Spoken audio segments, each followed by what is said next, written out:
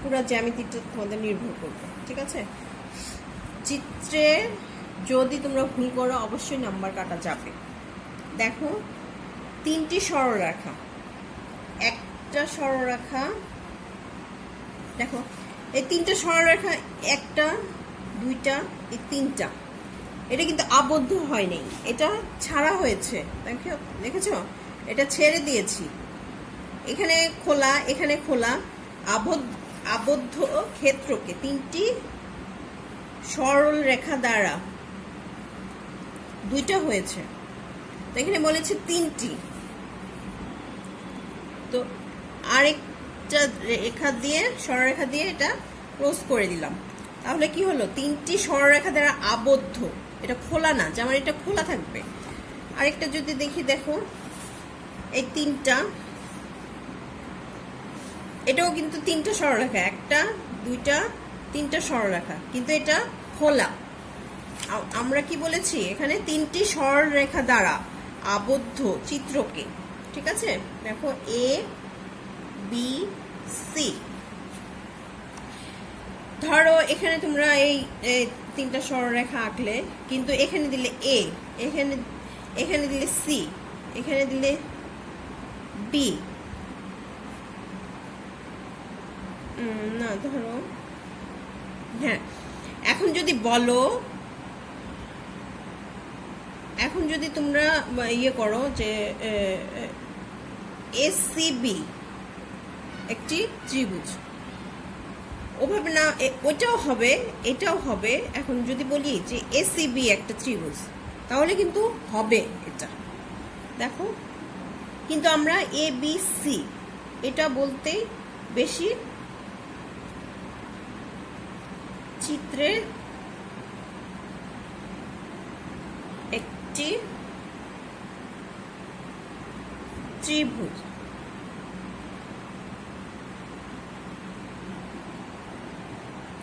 দেখো জ্যামিতিটা একটু কিন্তু খেয়াল করে, এখানে একটা ত্রিভুজের চিহ্ন এঁকে দিবে, এটা ত্রিভুজ। এই যে দেখো, একটা সরলরেখা এ বি, একটা সরলরেখা বি সি, একটা সরলরেখা সি, একটা সরলরেখা, এই 3টা সরলরেখা আবদ্ধ ক্ষেত্র তৈরি করছে। এরকম যেমন এরকম 3টা ইয়ে করছে, কিন্তু আবদ্ধ হয়নি, এটাও ফাঁকা। দেখো 3টা সরলরেখা, এটাও 3টা সরলরেখা, কিন্তু এটা ফাঁকা আছে। 3টা সরলরেখা যখন ত্রিভুজ, এই যে দেখো একটা সরলরেখা এ বি, একটা সরলরেখা বি সি, একটা সরলরেখা সি, একটা সরলরেখা, এই 3টা সরলরেখা আবদ্ধ ক্ষেত্র তৈরি করছে। এরকম যেমন এরকম 3টা ইয়ে করছে, কিন্তু আবদ্ধ হয়নি, এটাও ফাঁকা। দেখো 3টা সরলরেখা, এটাও 3টা সরলরেখা, কিন্তু এটা ফাঁকা আছে।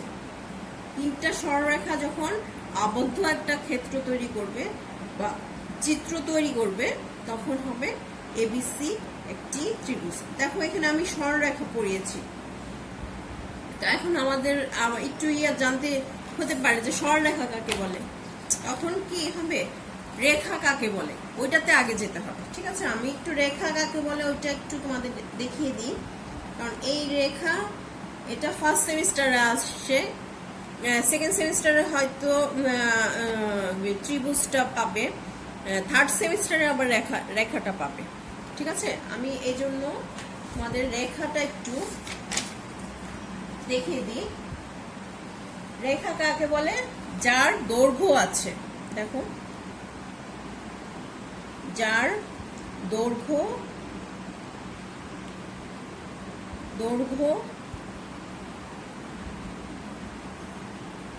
আছে। ঠিক আছে, যার শুধু দৈর্ঘ্য আছে, কিন্তু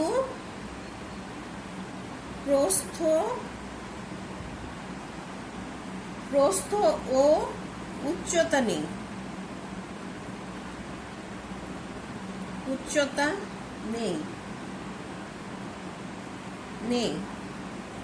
তাকে রেখা বলে।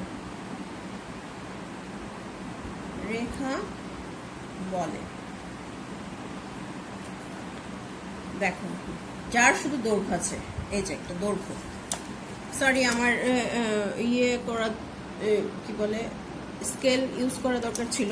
এই যে এ বি, এটা হচ্ছে একটা রেখা, ঠিক আছে? এটার আর প্রস্থ নেই, যেমন প্রস্থ এটা থাকে, এটা নেই। উচ্চতা উচ্চতা উচ্চতাও নেই, ঠিক আছে? এটা রেখা না, এটা হচ্ছে একটা দাগ, এটাই হচ্ছে রেখা। রেখা চলতেই থাকে, ঠিক আছে? এখন দেখো চিত্রে এখানে লিখতে হবে, চিত্রের নেই উচ্চতা উচ্চতা উচ্চতাও নেই, ঠিক আছে? এটা রেখা না, এটা হচ্ছে একটা দাগ, এটাই হচ্ছে রেখা। রেখা চলতেই থাকে, ঠিক আছে? এখন দেখো চিত্রে এখানে লিখতে হবে, চিত্রের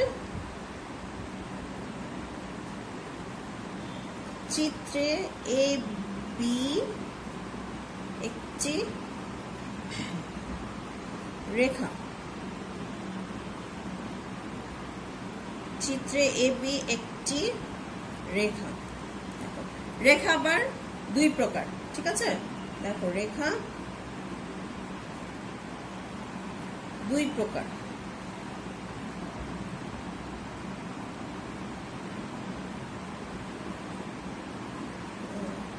যেমন যথা যথা এক হচ্ছে সরল রেখা। তোমরা যখন এইভাবে লিখবে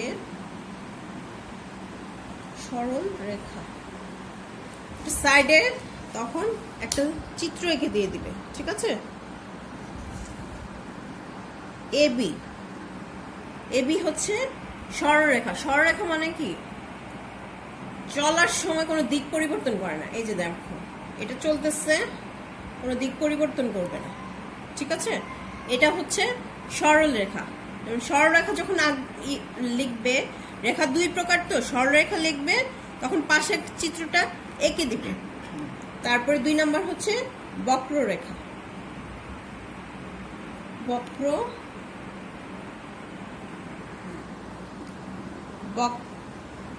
বক্ররেখা, ঠিক আছে? এটা কিন্তু তোমার দিক পরিবর্তন করবে, ঠিক আছে? এটা হচ্ছে দিক পরিবর্তন করবে। এই যে চিহ্ন চিত্রটা এঁকে দিবে, বা ধরো এভাবে একটা দিলাম, এটাও কিন্তু বক্ররেখা, ঠিক আছে? সবসময় যে এটাই দিতে হবে তা না, এটাও বক্ররেখা।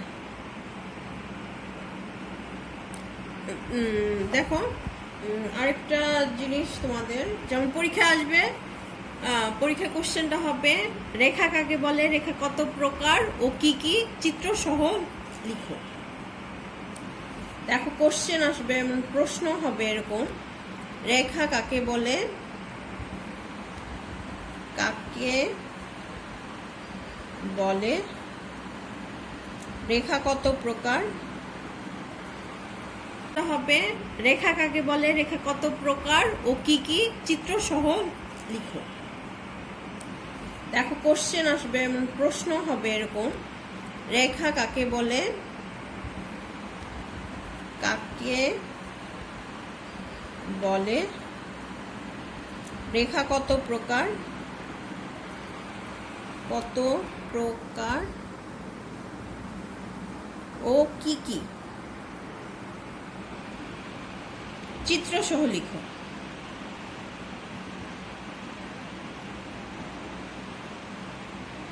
চিত্র সহ লেখো, ঠিক আছে? তখন কিন্তু তুমি এটা দিয়ে দিবে। তখন সরলরেখা কাকে বলে, এখানে কিন্তু এটা দেওয়া নাই যে সরলরেখা কাকে বলে। বক্ররেখা আমি তোমাদের এখানে বোঝানোর জন্য সরলরেখা কাকে বলে, বক্ররেখা কাকে বলে এটা বুঝিয়ে দিয়েছি, কিন্তু পরীক্ষায় কিন্তু দেখো যখন কোশ্চেনটা এটা আসবে, এটাই আসে তোমাদের ছোট ক্লাসে, যখন এই ক্লাস 1 থেকে জ্যামিতি শুরু, কিন্তু 2তেও এটাই শুধু আসে, রেখা কাকে বলে, রেখা কত প্রকার ও কি কি, চিত্র সহ লিখো। যেমন আরেকটা ত্রিভুজ কাকে বলে, ঠিক আছে? ত্রিভুজ কাকে বলে, কাকে বলে, চিত্র সহ লিখো। চিত্র সহ লেখো। ঠিক আছে, কোশ্চেন কিন্তু এভাবে আসছে। আবার ত্রিভুজ কিন্তু বিভিন্ন প্রকার আছে, এটাতে আমরা যাব না ক্লাস 2-তে। শুধু ত্রিভুজ কাকে বলে এটা হয়তো আমরা বড় ক্লাসে গিয়ে ত্রিভুজের প্রকারভেদ আছে, রেখাভেদে আছে, ও কোণ ভেদে আছে, ওগুলা পড়বো। কিন্তু এখন শুধু ত্রিভুজ কাকে বলে, এই যে দেখো ত্রিভুজ কাকে বলে চিত্র সহ লিখো। প্রশ্নে কিন্তু শুধু এইটুকু আসবে। ঠিক আছে, জ্যামিতিতে হচ্ছে মোট 10 নাম্বার, 2টা কোশ্চেন আসবে। তো ম্যাক্সিমামে রেখা কাকে বলে এটা থাকেই। ঠিক আছে, তো সেকেন্ড সেমিস্টারে রেখার সাথে ত্রিভুজ কাকে বলে এটাও আছে। দেখো এভাবে তোমরা বলে জ্যামিতিটা শেষ করবে। আর তোমরা অবশ্যই চিত্রটা খুব সুন্দর করে আঁকবে। ঠিক আছে, চিত্র ভুল হলে নাম্বার কিন্তু অবশ্যই কাটা যাবে। আর এই এসডব্লিউটা অবশ্যই তোমরা এসডব্লিউ করে দেখাবে।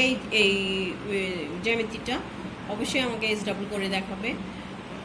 তোমরা সুস্থ থাকো, ভালো থাকো, এই প্রত্যাশায় আমি ইয়াসমিন জাহান আজকের মতো বিদায় নিচ্ছি। আসসালামু আলাইকুম।